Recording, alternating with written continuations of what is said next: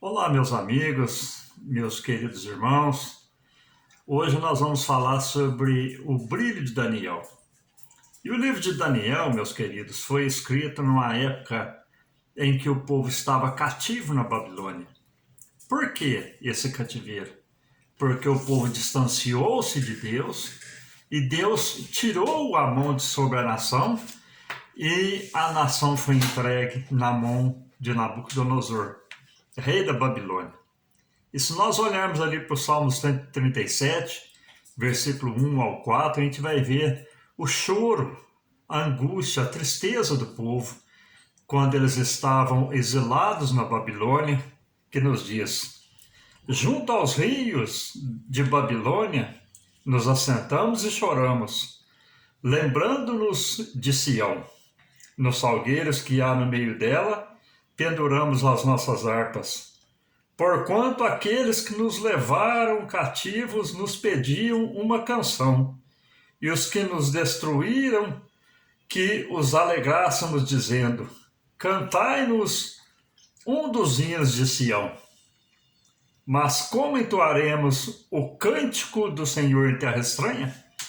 Nós vemos aqui, meus irmãos, que fora da presença de Deus não há alegria, não há júbilo, não há regozijo. E nós vemos aqui que assim estava acontecendo também com o povo de Israel que foi cativo para a Babilônia. E quando eles foram cativos para a Babilônia, meus queridos, foram levados uma leva de moços, uma leva de pessoas importantes, ficando somente os velhos, as pessoas pobres, ficando para trás aqueles que não tinham nenhum valor. E nessa leva de pessoas que foram levadas para o cativeiro, destacou-se Sadraque, Mesaque, Abidnego e Daniel.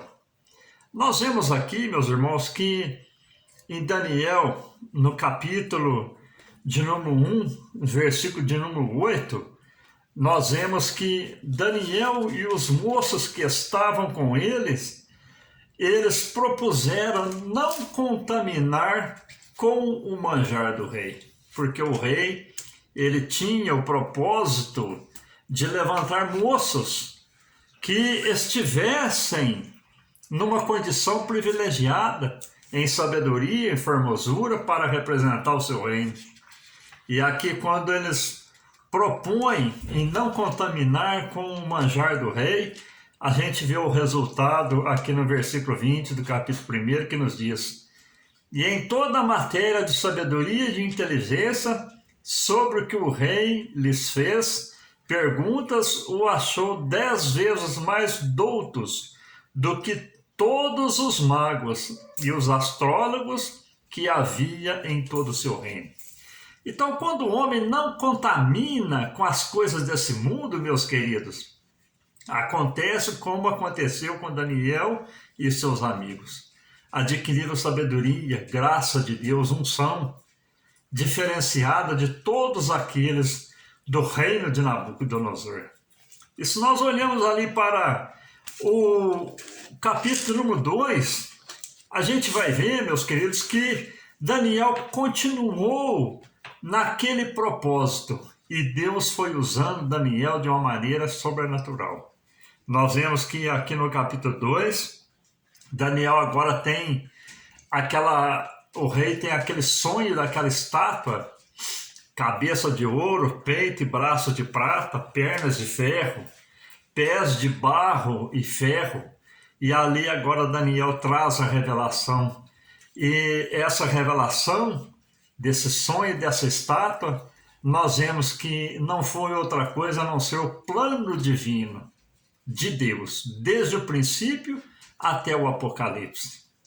Quando fala lá de a cabeça de ouro, era o Nabucodonosor, o reino de Nabucodonosor.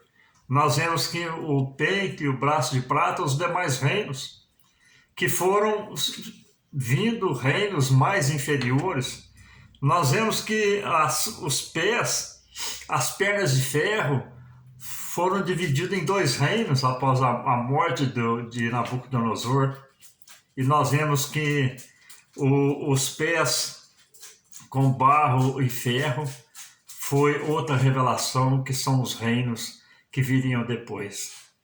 Então nós vemos aqui, meus irmãos, que quando o homem mantém uma comunhão com Deus, Deus começa a revelar algo sobrenatural, coisas que nem um astrólogo no reino de Nabucodonosor não pôde revelar. Daniel, usado por Deus, ele revelou. E nós vemos aqui no capítulo de número 3, que agora seus amigos também, que não contaminaram, eles tiveram ali aquela oportunidade de não adorar a estátua de Nabucodonosor. Foram lançados na fornalha de fogo, porque não se curvaram diante da estátua. Meus amados, nós nunca devemos curvar diante de nada nesse mundo, a não ser na presença de nosso Deus. Foram lançados na fornalha, mas Deus estava com eles na fornalha e deu livramento. Glórias a Deus, porque não contaminaram com os manjares, com as ofertas de Nabucodonosor.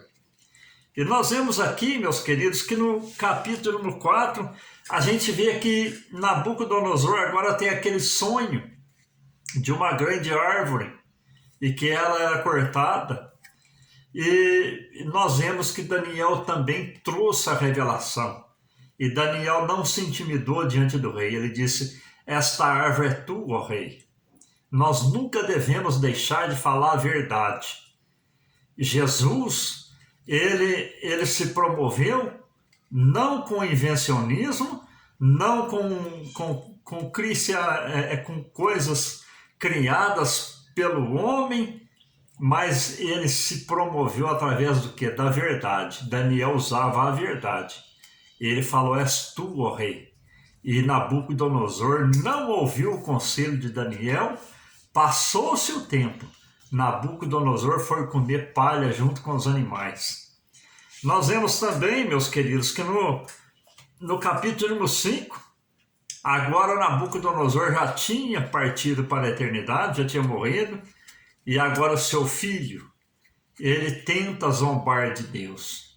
Faz um grande banquete, manda trazer os vasos do templo de adoração a Deus que tinha sido trazido da nação de Israel. E nós vemos que eles beberam vinho naquelas taças que era de dedicação no templo. E no mesmo instante apareceu uma mão na parede estucada daquele lugar em que eles estavam, e aquela inscrição: Mene, Mene, Tekel, Farsim. Ninguém teve a capacidade de revelar aquela inscrição. Agora Daniel é chamado, e Daniel continuava na mesma unção. O seu brilho não apagou. E nós vemos, meus queridos, que Daniel não se intimidou diante de Beltsazar. E ele disse para Beltsazar: cortou Deus o teu reino, pesado foste na balança e foste achado em falta. Glória a Deus, dividido foi o teu reino. Então aquela palavra se cumpriu, Beltsazar partiu para a eternidade, morreu, e nós vemos que Daniel ele continuou na mesma unção. Ele continuou na mesma presença de Deus. E no capítulo 6, agora a gente vê que agora os astrólogos, os magos do reino, não achavam uma falta em Daniel. E nós vemos que eles disseram: nós nunca vamos achar falta nele, a não ser no seu Deus. Editaram ali um edito, o rei selou com o anel, para que ninguém, no espaço de 30 dias, não buscasse nenhum a não ser o rei. E nós vemos aqui que Daniel, 3 vezes por dia, ele orava a Deus. Ele foi pego na condição, buscando a Deus, e foi lançado na cova dos leões, mas Deus estava com Daniel na cova dos leões. Meus amados, se nós tivermos uma comunhão com Deus, jamais, nunca o inimigo terá poder contra as nossas vidas. Daniel esteve na cova dos leões durante toda a noite. E os leões tiveram que fazer jejum naquela noite. Mas quando Daniel foi tirado da cova e foi lançado aqueles que o acusaram, diz-nos a palavra de Deus que antes que eles caíssem, os leões já estavam devorando aqueles homens. Meus queridos, e do versículo 7 ao versículo 12, nós vemos que Daniel agora tem a revelação do Apocalipse, dos últimos tempos, dos acontecimentos finais, e tudo condiz com o Apocalipse de João.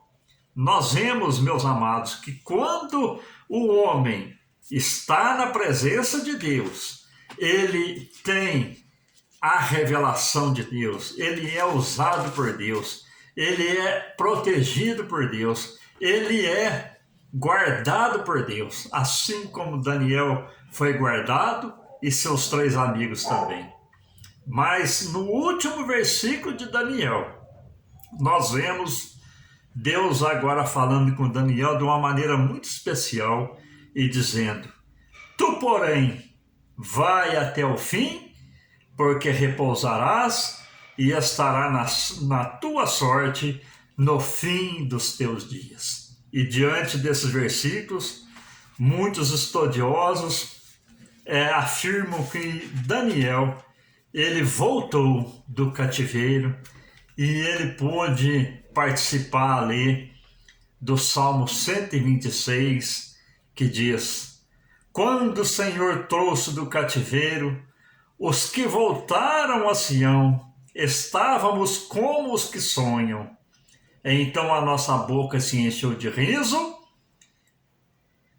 e a nossa língua de cânticos. Então se dizia entre as nações: grandes coisas fez o Senhor a estes. Grandes coisas fez o Senhor por nós e por isso estamos alegres.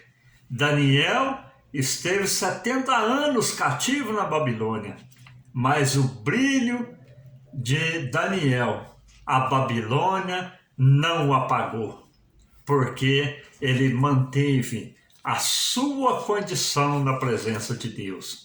E Deus o honrou até o final da sua vida. Meu querido irmão, minha irmã, saiba que se nós permanecermos na presença de Deus, Deus vai nos honrar até o fim das nossas vidas.